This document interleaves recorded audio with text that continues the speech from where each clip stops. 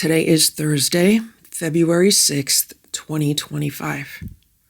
Stella passed away at 5:50 a.m. this morning. I am devastated. I feel the need to write this down to help me process my grief, and while everything is still fresh in my mind, before I forget the little bits and pieces of what has happened that can so easily be lost to time. If you are new here and you are watching this video and don't know who Stella was, she was a feral cat that showed up in my yard in 2016 with her boyfriend, Boo. I live next to the woods, so I've always had a population of feral cats that walk in and out of my yard. But these two cats were different. Whenever I saw them, they were always together. I started to put food out for them when I saw them, and they came by more often. Eventually, Stella started coming by alone, by herself, and coming up to my back door begging for food. She was very thin, and I could see that she needed some really good nutrition. So I fed her, and over time, I became her friend. One day when I was outside and she was lying on the patio, I could see her nipples and realized that she might be nursing kittens. A short while later, she brought them to my yard and introduced me to them. At that point, I knew that I would have to get more involved with the care and feeding of this little cat family. I was struck by how proud Stella was of her babies and how proud she was to be their mom. And I made the decision to do what I could to keep them together as a family. I have documented almost their entire journey through the videos on this channel. If you would like to know more, visit the channel page and sort the videos by oldest. You can then watch Stella throughout the years as she progressed from a feral cat that lived outside to a very happy house cat.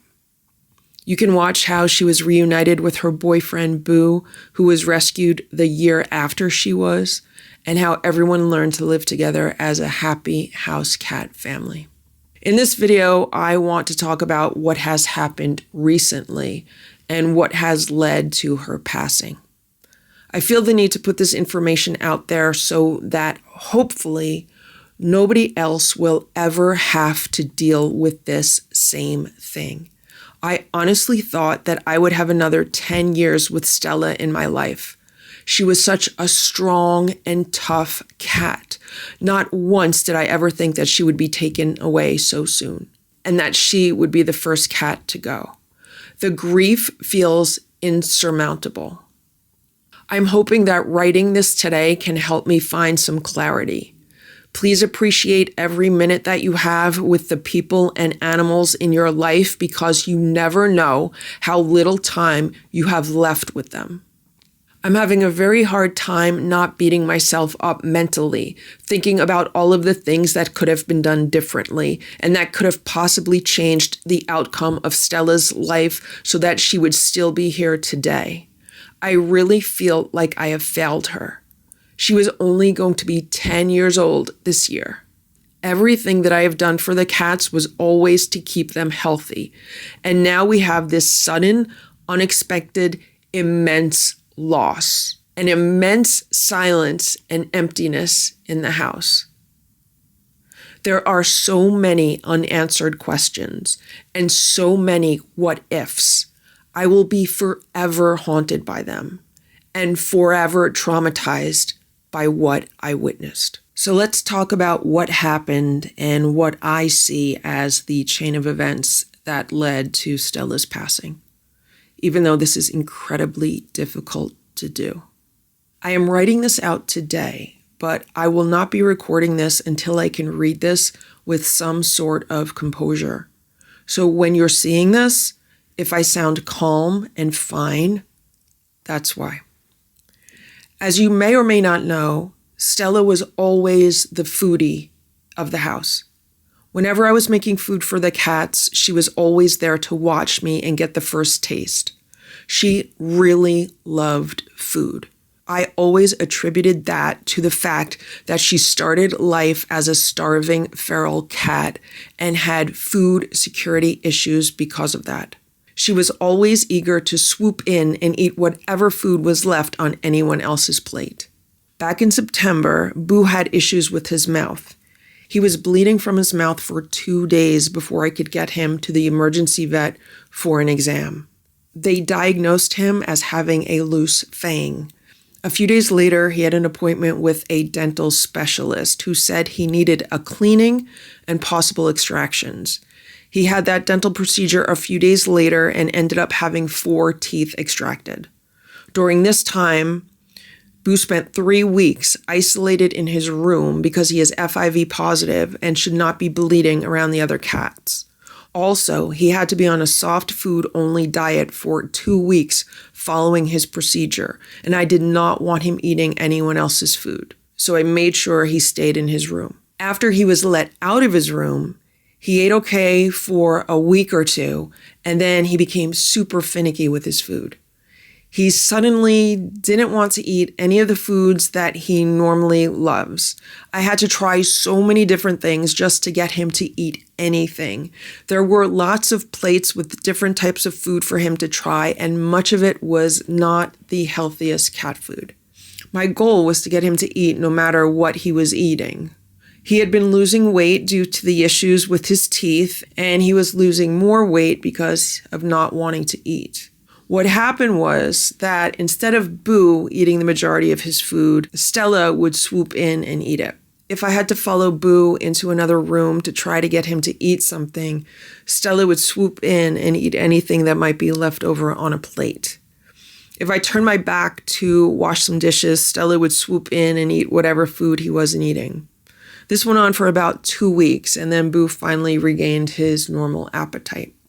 In October, I noticed that Stella had put on some extra weight from this extra eating.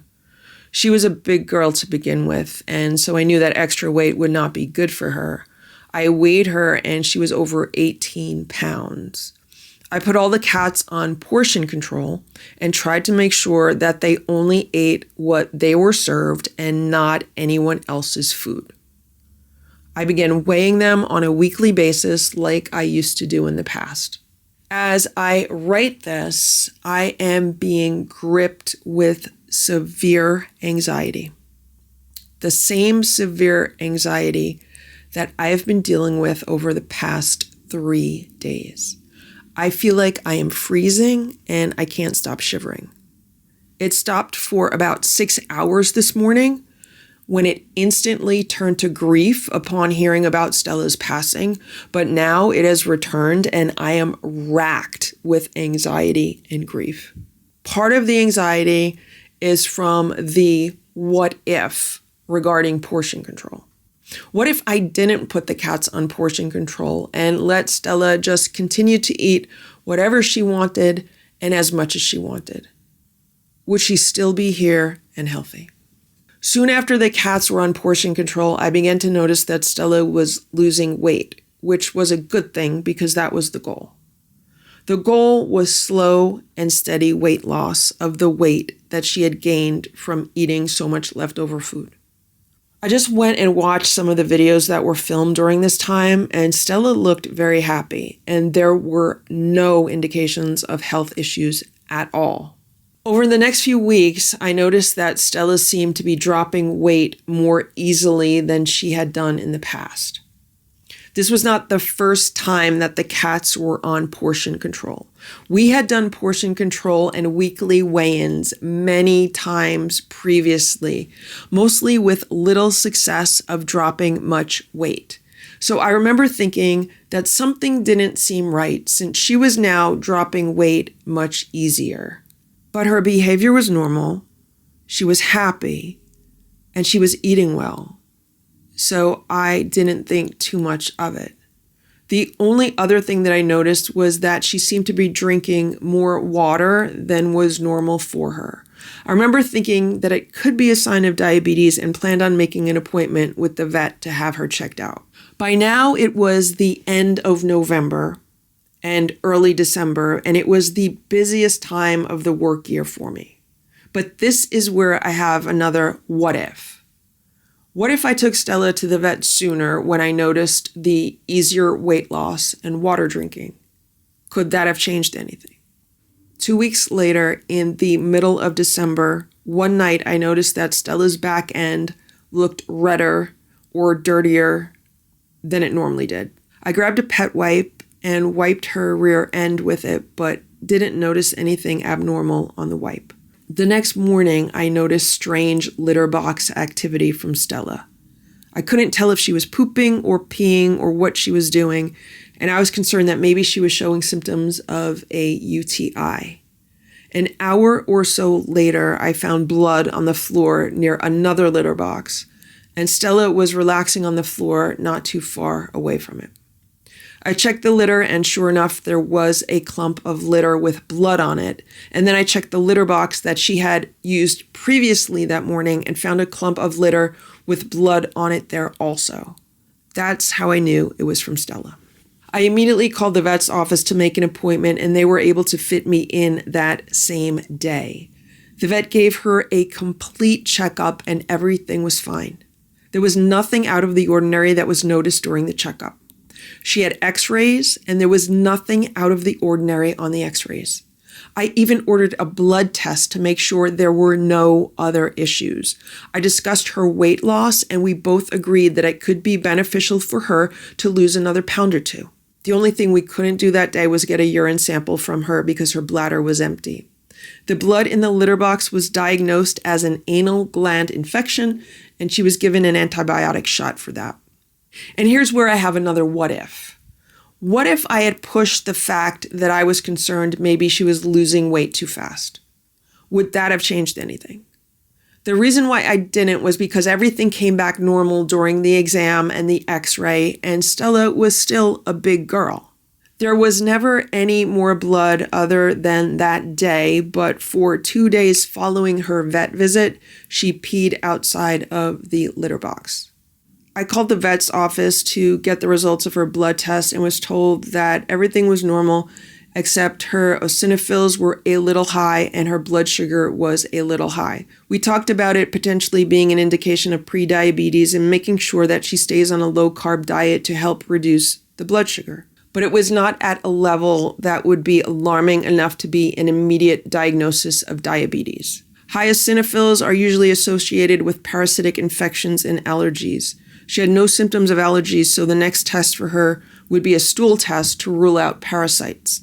The following week, she had a stool test, and that came back negative. So far, writing this out has been very therapeutic because the human brain has a tendency to focus on negatives and get stuck in negative thought cycles. That has definitely been happening to me over the past few days. Writing this out with as much detail as possible and rewatching some of the videos has helped me to more clearly revisit the past few months.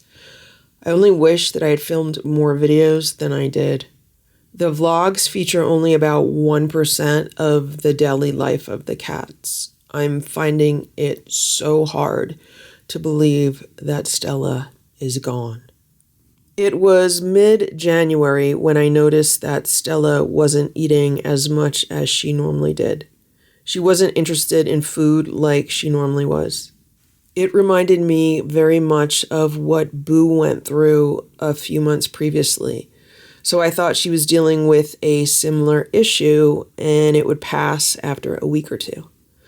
I tried feeding her a wide variety of different foods every day to see what she would eat. Since cats that don't eat for too long or who eat too few calories for too long can get hepatic lipidosis, which is a very serious illness. Some days she would eat more than other days. Like I had done with Boo several months previously, I tried all different kinds of foods. It seemed that over time, she was getting less interested in food and not returning to her normal eating levels like Boo had done. I knew it was time to call the vet and take her in for another checkup, so I made an appointment for her. Other than being super finicky with her food and continuing to lose some weight because of it, she had no other symptoms. She was acting normally, she wasn't hiding, she didn't seem to be in any pain, and her daily habits had not changed. The only difference was that she didn't want to play as much as she used to in the few days prior to me calling the vet.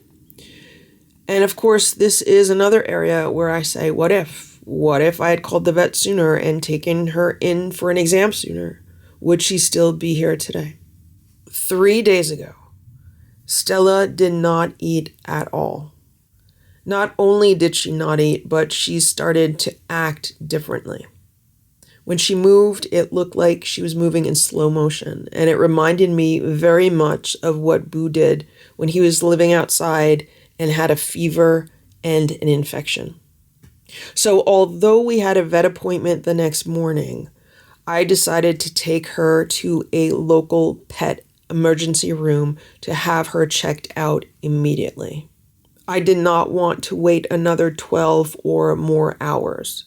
When she got to the emergency room, they ran a blood test and they said her blood sugar was normal, but her ketone levels were super high. Even though she had never been diagnosed with diabetes, they told me that she was in diabetic ketoacidosis and needed to be admitted immediately and put on fluids and electrolytes to get her numbers balanced.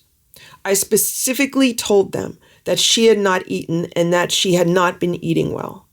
They completely disregarded that and did not administer any food or a feeding tube.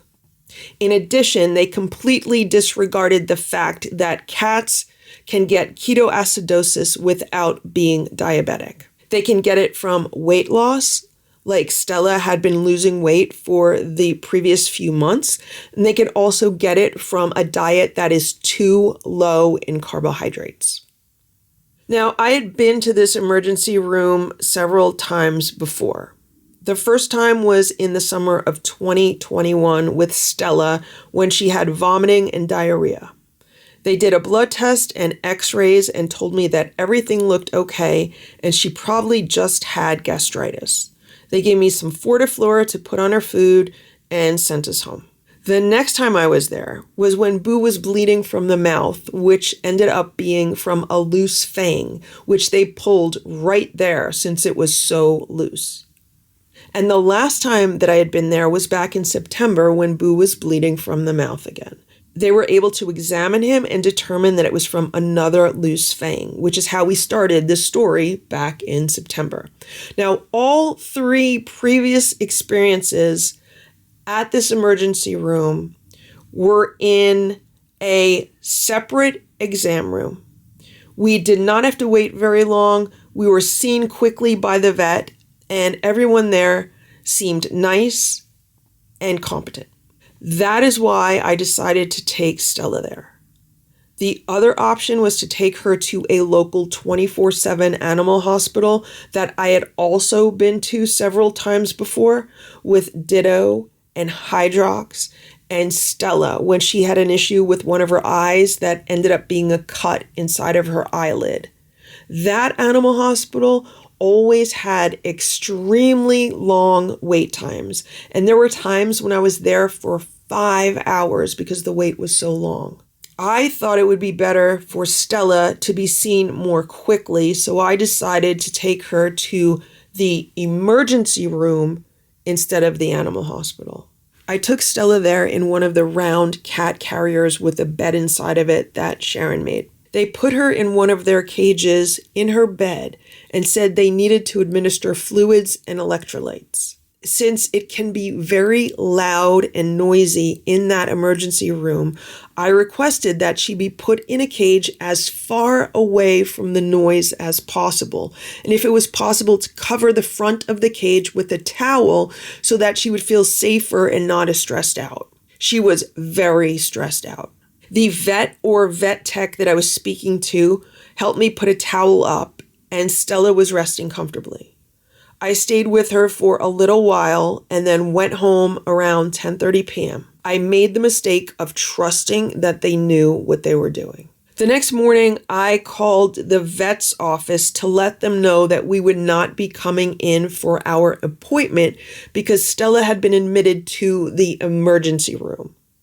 The vet called me back shortly after that, and I discussed the situation with him. He wanted me to tell him everything that had been going on, so I told him what I have been sharing with you here. When he heard about Stella recently being very finicky with her food, her weight loss, and the fact that she did not eat at all on Monday, he said that it sounded like there was hepatic lipidosis and that she needed to be on a feeding tube right away. He then called the emergency room and spoke to the main vet on duty that day. A short while later, the emergency room called me to get my permission to give Stella sedation so that they could put a feeding tube in her nose and a line in her neck to administer electrolytes since her numbers weren't where they needed to be yet. My anxiety was through the roof.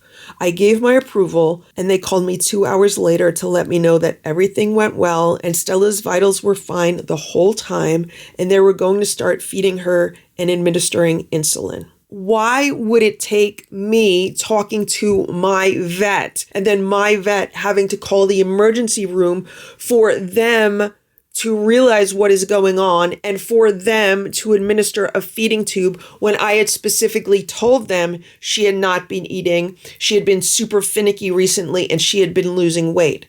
This goes to show you that they were not doing their job correctly. I went to visit Stella later that night and was horrified to find that they had moved her out of the cage that she had been in, which was somewhat away from the activity and noise, and instead put her in a larger cage right in the middle of all of the noise and activity. She could not have been put in a cage more noisy and more busy than where they moved her. They were proud that they moved her to a larger cage, but Stella looked terrified. She was laying there with her head in a water bowl. I was afraid she was going to drown, but they told me that she was drinking it and enjoying laying like that, so they put very little water in the bowl. I told them that it was clearly a stress response and she was trying to hide behind the bowl because she was so exposed. There were very big dogs on leashes only a few feet away from her. Whenever animals entered or exited the room, they passed right by her cage. There was so much noise and activity, it was impossible for her to get any sleep at all overnight. I felt so bad for Stella.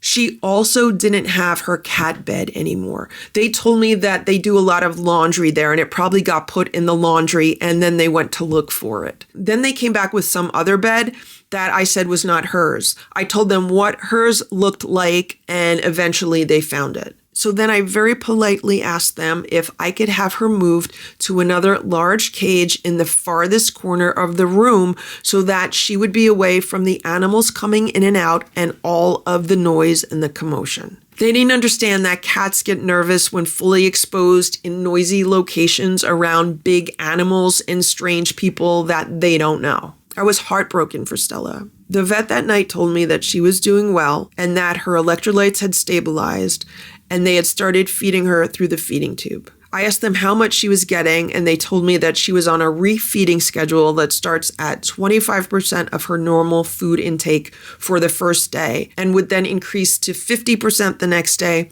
75% the day after that, and eventually 100%. Since she was a vet and this was an emergency room, I trusted what she told me. But I could not understand how Stella's ketones were going to come down if she was not being fed enough food so that her body was not burning fat. Ketones are produced as a result of fat burning. If Stella was not getting enough calories and she was not getting enough food and her body continued to burn fat, how are the ketones going to come down? I had brought one of Stella's favorite blankets for her. I rubbed it on myself, splashed Simba and Boo before I left home so that she would have some of the sense of home in her cage. I also brought some of Stella's favorite foods in with me, and they said it would be okay if I tried to feed her. Unfortunately, Stella still did not want to eat and was avoiding any food that I put near her. Stella was still her feisty self, and there were quite a few times when I was sitting there with her with the doors to her cage open when she would try to walk out of it. I would have to gently stop her by putting my arms around her in a loose hug. I knew she wanted to leave, but I wanted her to get the care that she desperately needed. My biggest regret is not having her transferred out of that emergency room at that time. The reason why is because she was so hooked up to different lines and receiving treatment that I had no idea that was even a possibility. They were giving her electrolytes and insulin and taking vials of blood out of her leg every 2 hours for testing. Since the vet had told me that she was stable and being fed on the feeding tube, I went home that night feeling better about Stella's progress, but feeling very uneasy about this emergency room and how Stella was being cared for. I continued to be full of anxiety. The next day, I made Stella some steamed scallops and shrimp since those had been her favorite foods recently. I also brought her a variety of different canned foods to try, some Temptations, some dry cat food. I was hopeful that maybe she would want to eat something. I got to the emergency room around 12:30 p.m. and immediately noticed that the staff was completely different from the staff that had been there the previous 2 days. While the previous staff seemed kind and somewhat professional, this staff seemed cold, uncaring, rude, and dismissive. Stella was in the same cage that I had left her in the night before, but today she had a different cat bed and her blanket from home was missing.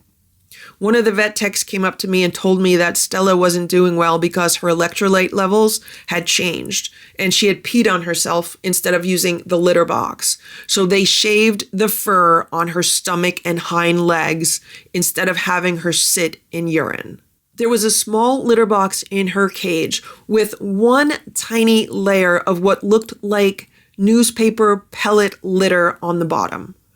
I told them that she probably didn't use the litter box because she doesn't think there's any litter in it, and I asked them if I could bring in some of the litter that Stella uses at home. Also, they had her right hind leg in like a cast with a catheter attached where they were drawing her blood for the blood tests. So Stella had massive mobility issues as far as moving around with her leg like that.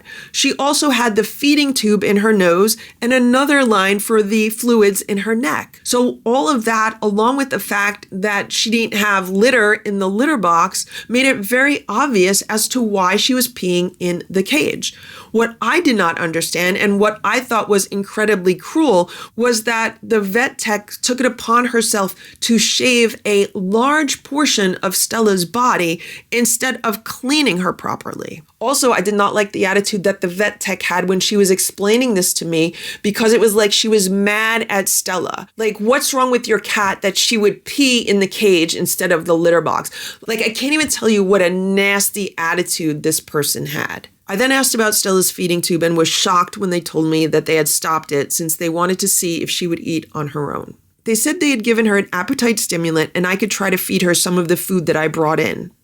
I asked them how much food she had eaten that day and was not given an answer. They literally did not answer me. None of that made any sense, again, because I brought Stella in because she wasn't eating and because she had been losing weight and been super finicky with her food.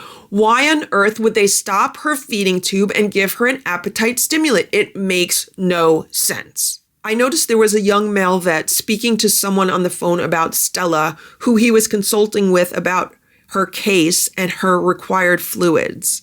It was the first time I had visited Stella that I had not been greeted by the vet in charge and updated about her case from the vet. It was as if this vet was avoiding me. And I could not believe how much time he was spending on the phone to whoever he was talking to about what he needed to do. To me, that was a red flag that he was incompetent. I tried to get Stella to eat some of the food that I had brought in with me, but she had no interest in it. I noticed that if I put a little bit of food on my finger, I could put the food in Stella's mouth and she would eat it. She would never let me do something like that at home without putting up a very strong and messy fight. I had tried to syringe feed her a few times during the days when she wasn't eating well, and it was impossible to get her to eat anything that way. She would spit the food out of her mouth and fight every second of me trying to feed her. We would end up with food splattered everywhere and none of it in her mouth. However, this time in the hospital, it seemed like she would be agreeable to it, so I asked the vet tech if I could have a syringe to syringe feed her. The vet tech reminded me that they stopped the feeding tube to see if she would eat. I told her she wasn't eating, and I wanted to see if she would take some food if I put it in her mouth with the syringe, since she was eating it off of my finger. Once again, with an attitude, she said she would see what she could do. Meanwhile, the vet finally came over to me, and he seemed completely overwhelmed by Stella's case and what was needed for her. He told me that there was a lot going on with her, and they were trying to figure out her electrolytes. He showed me a piece of paper with math equations written all over it, as if to say, look at this, look at all the work I've been doing. It was clear to me that he was in over his head and had no idea what he was doing. I asked him to please reach out to Stella's vet, who is familiar with her history and her case and could provide valuable guidance. I also asked him if it was possible for Stella to get a B12 shot, since I know low B12 levels can cause a lack of appetite, and stress greatly reduces B12 in the body. I also know that many cat rescue groups swear by B12 shots for kittens and cats who are failing to thrive. He said he didn't know anything about it and would have to do some research. I told him that Stella was still under extreme stress, and I didn't think she slept at all the entire time she had been there. He said, well, she was sleeping when I came in today. I told him she normally sleeps many hours during the day and also through the night, and it's impossible for her to rest under the current conditions with the noise and the bright lights and the strange people and the large animals. I am so angry right now just thinking about this experience and how horribly Stella was treated that day. It was truly a nightmare. A few minutes later, I walked outside and called my vet and left a message about what was going on in the emergency room. The vet returned my call a short while later, and I spoke to him about everything that had happened there that day. I told him that they had stopped Stella's feeding tube to see if she would eat on her own, which she obviously wouldn't, and that I didn't think the vet on duty was qualified to handle Stella's case because he seemed to have no idea what he was doing. Our vet was concerned and said he would try to make a few phone calls. I went back into the emergency room to see Stella and was given a small syringe from the vet tech who had asked for one. With a holier-than-thou attitude, she told me not to feed her too much, only give her small amounts, and to make sure that she was swallowing it. I didn't say anything, but started filling the syringe with some of the baby food that I had brought with me and giving Stella small little amounts through the side of her mouth. She would chew and swallow, so I was very hopeful that she would eat some more. After she had a few milliliters of baby food, I gave her a few milliliters of some canned food and then a few more milliliters. I was giving this to her very slowly since she had not been eating. I was concerned about overfeeding her, so I asked the vet tech how much food she could have, and once again, the vet tech did not respond. I felt like Stella and I were prisoners in this emergency room. During my time there that day, I noticed that they were taking 3 milliliter vials of blood from Stella's leg, what seemed like every hour for testing. I was concerned about how much blood they were taking out of her, and I remember thinking that it was too much and she was not going to have any blood left. I literally thought, oh my God, she's not going to have any blood left. But I didn't say anything because Stella was under their care, and I didn't want them to treat her worse than I thought she was already being treated. After I was there for a while, Stella laid down and closed her eyes to rest. Every time that I visited her, I never saw her get a minute of sleep. I took 2 towels and hung them on the front of her cage to make it dark and cozy for her in hopes that she could relax and take a nap. She was in a cage in a very brightly lit room with lots of people coming in and out and strange animals coming in and out and all kinds of loud noise. I wanted to give her any little bit of comfort that I could. I gathered my things and went home.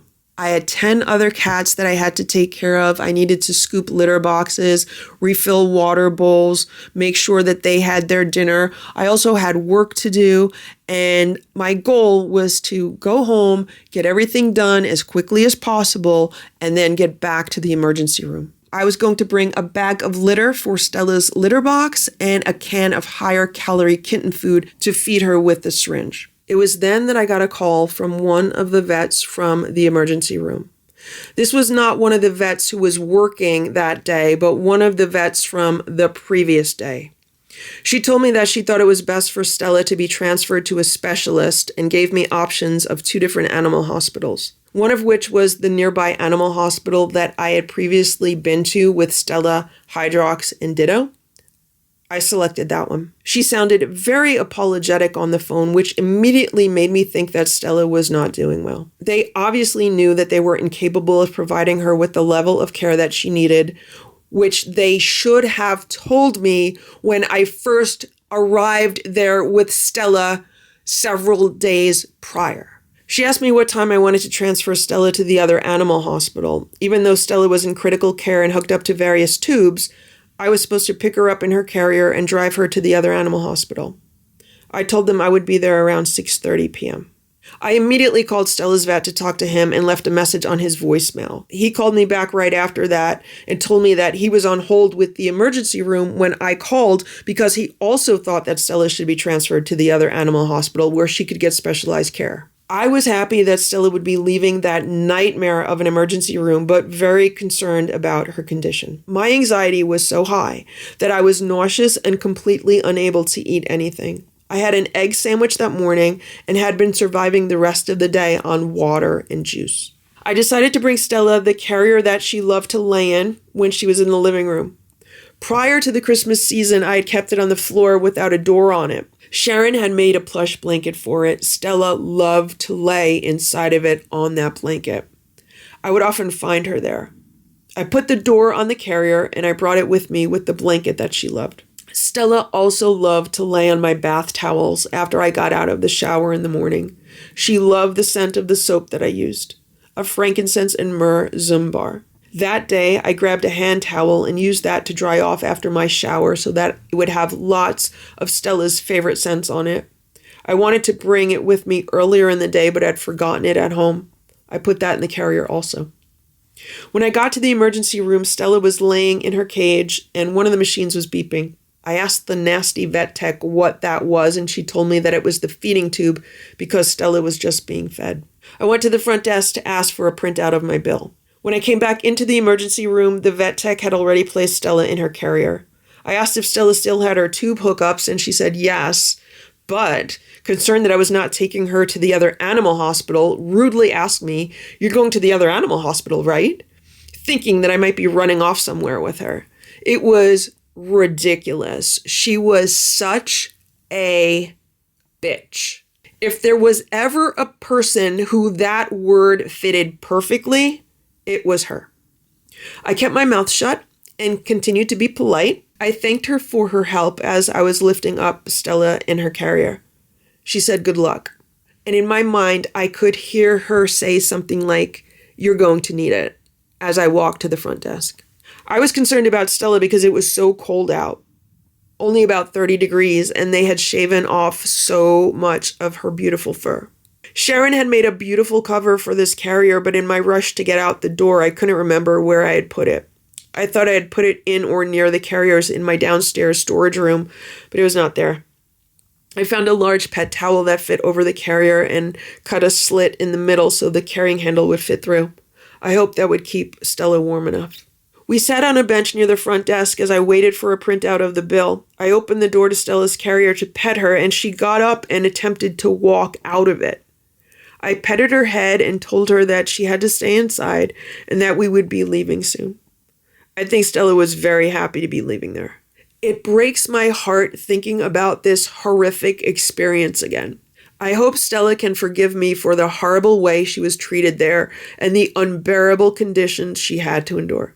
I put Stella's carrier in the front seat next to me and we made the short drive to the other animal hospital. I told the woman at the front desk that I was there transferring Stella from the vet emergency room. I was immediately greeted by a triage nurse who questioned me about what had been going on with Stella. While I was explaining what we had experienced over the past 3 days, the receptionist became very concerned about Stella. The triage nurse said that Stella looked alert and assured them she was okay.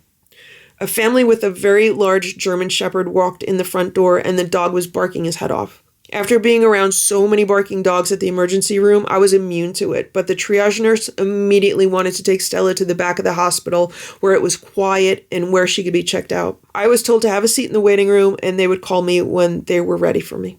As I'm typing this, the same anxiety that I felt at the time has once again returned, and I am freezing, shivering, and shaking. The waiting room was very large with comfortable upholstered benches all along the walls and dividers. They have a special area in the waiting room just for their cat patients, which is nice to keep them a distance away from the dogs. I immediately settled into the difference in atmosphere between this waiting room and the previous emergency room. Here it was so quiet and calm and peaceful with soft lighting and muted colors. There it was loud and chaotic and bright with a harsh industrial look. I got up and walked out to my car to see if I could find some ginger candy since I thought it would help with my nausea. I walked back into the waiting room, but someone else was sitting where I'd been sitting, so I moved to another area. I was making myself comfortable when I heard someone looking for who was there with Stella. I said it was me, and she came over to me and explained that Stella was being stabilized. I asked her what was wrong, and she said that her blood pressure had lowered. They wanted to have her stabilized before they called me into the exam room. I asked her how long did she think that would take, and she told me she didn't know. I was exhausted from hardly getting any sleep the previous 2 nights, so I took my purse and I put it on the bench to use as a pillow and laid down on the bench with my head on my purse. It was incredibly comfortable. I closed my eyes and came so close to falling asleep. The only thing that stopped me was the amount of anxiety I was having. It was always at its worst if I was sitting still or standing still. Since I was just laying there, it was really bad. I was cold and shivering the same way that I am right now. I knew I had to make sure I took care of myself so I didn't make myself sick.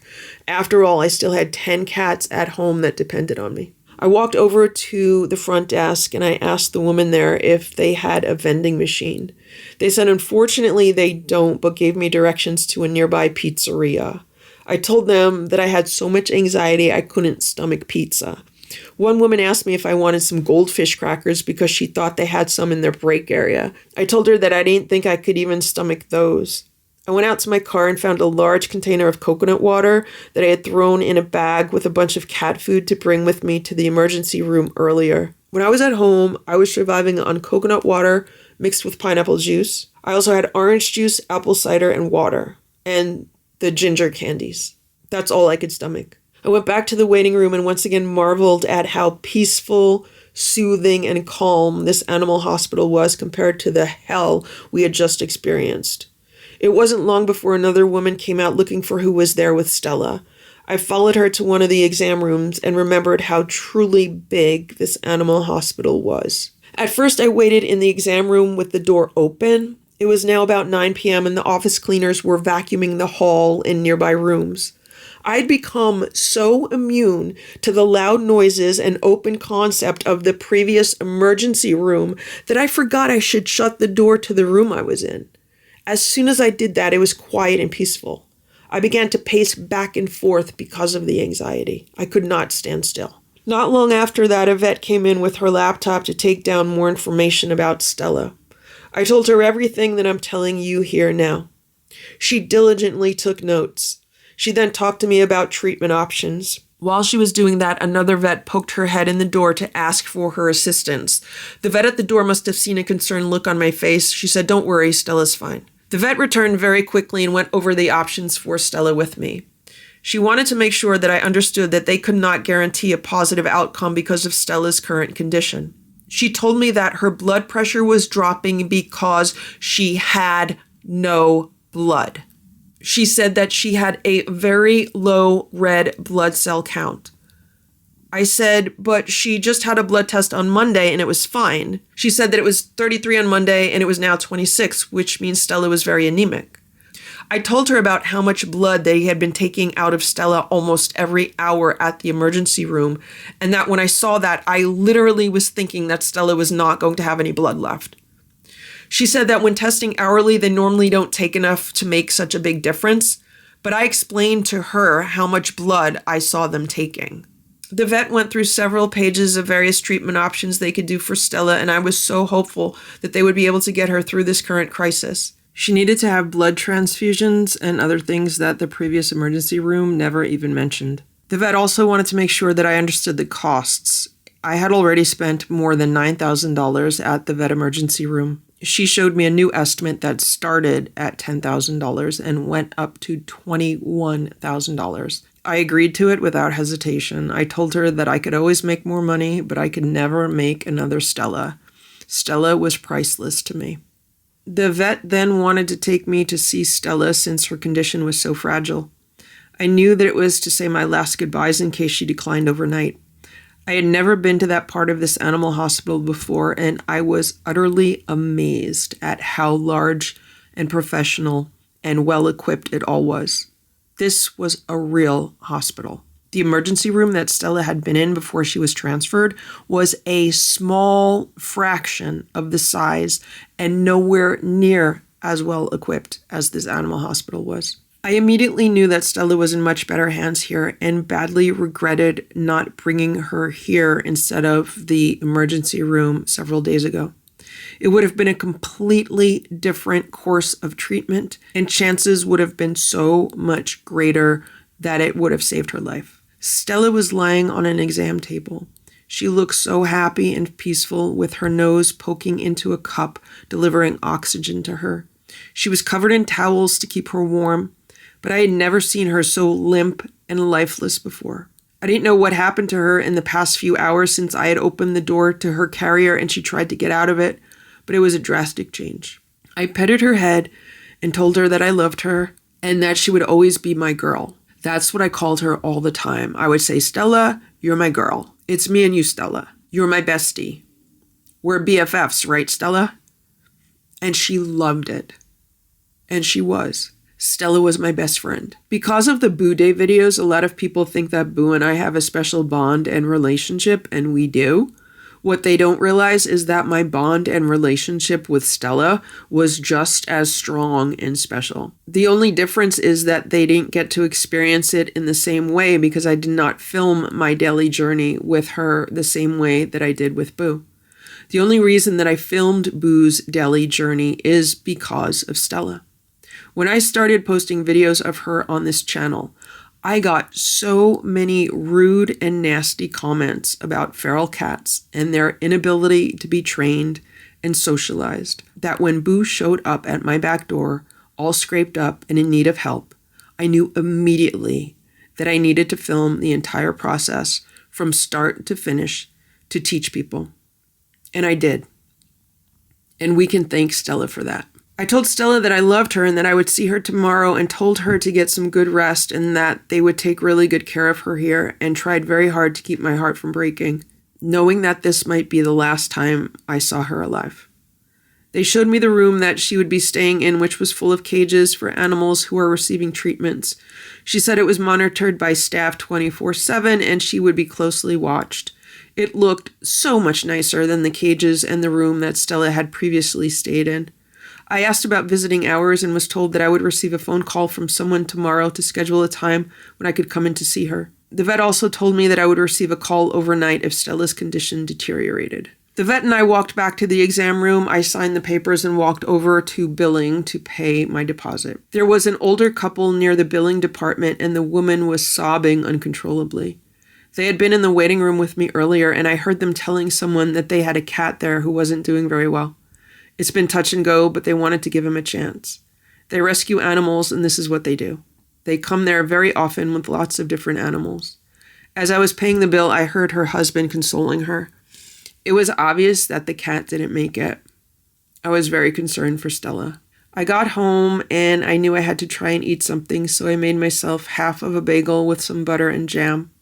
Every bite that I took turned to sawdust in my mouth. All of the stress and anxiety made my mouth so dry. I was only able to choke down half of the bagel.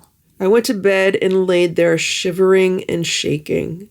I had found that using a heating pad helped with the anxiety, so I turned a heating pad on and rested it on my stomach. I put some thick socks on and another blanket on top of me. I took a rescue remedy lozenge and some B12 drops. I dabbed some frankincense oil on my neck and forehead and the soles of my feet. I was trying to do anything that I could to relax and get some much needed sleep. I had been praying for Stella nonstop for the past 3 days. I don't think I ever prayed for anything harder than I prayed for her that night. I kept asking God to heal her with a remarkable recovery, to bless her and show her favor and grace. Being raised Catholic, I called on every angel and saint I could think of. I tried listening to healing meditations to fall asleep. My thirst kept taking over, and I kept reaching for the glasses of water and juice on my night table. It was a very rough night. I must have finally fallen asleep around 2 a.m. I was woken by the sound of my phone ringing. I instantly wondered what time it was because the vet last night had told me the vet the next day would be calling me between 8 a.m. and 11 a.m. My heart sank when I saw that it was only 5:30. I knew that could only mean one thing. I was told that Stella's condition was declining. Her blood pressure had dropped even lower, and now she was starting to develop fluid around her lungs. I was asked about how I wanted to proceed, and I agreed that it would be best to humanely euthanize her. I hate that word. The woman who called me asked me to hold for a second because they had to document the request with a witness. Once she had the witness, I confirmed my request. They said that she would call me back to let me know that Stella had passed. I called Grandma and Grandpa Farrell to let them know the news because they loved Stella also and were praying for her to pull through. All of my anxiety instantly turned to grief. I was devastated. Around 6 a.m., while I was still on the phone with Grandma Farrell, Splash walked into my room and sat down 4 or 5 feet away from me and started meowing at me. This is something he has never done before. I said, "Hey, Splash." He meowed at me. "Are you okay, Splash?" He meowed again. "What's going on, Splash?" He meowed.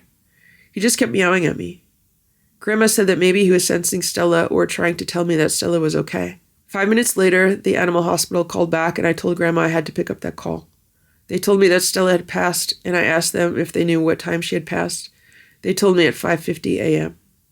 I thanked them and they offered me their condolences. I called Grandma Farrell back and we talked for a while about Stella and what had happened. I went to the kitchen and made a small bowl of applesauce that I was able to slowly eat. Since the anxiety had changed to grief, my stomach was no longer as nauseous as it was. I was definitely not hungry, but I knew that I needed to eat something if I could get it down. I got off the phone and tried to get some more sleep. Splash, Boo, and Simba were all awake and concerned about what was going on. I was very upset, and cats are sensitive to things like that. I felt so bad for Splash and Simba, who no longer had Stella with them as their mom. Splash could no longer cuddle with her the way he loved to do. We all know that Splash is a mama's boy. And we know how Stella loved to bite Simba's butt. They were a close-knit family. And Boo no longer had his girlfriend. Don't forget that Boo is called Boo because Boo was Stella's boo. In an instant, our lives were changed forever. It is now 8:30 p.m. as I am typing the ending of this story. I have laid here on the couch all day with my laptop on my lap, typing away, only taking breaks to stretch my legs, try to eat food, and scoop cat litter. It makes me very sad to think about our loss.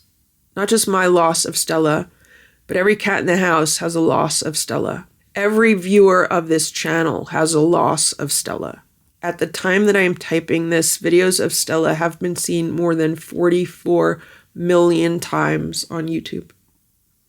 She has helped so many people to better understand feral cats and what they are truly capable of.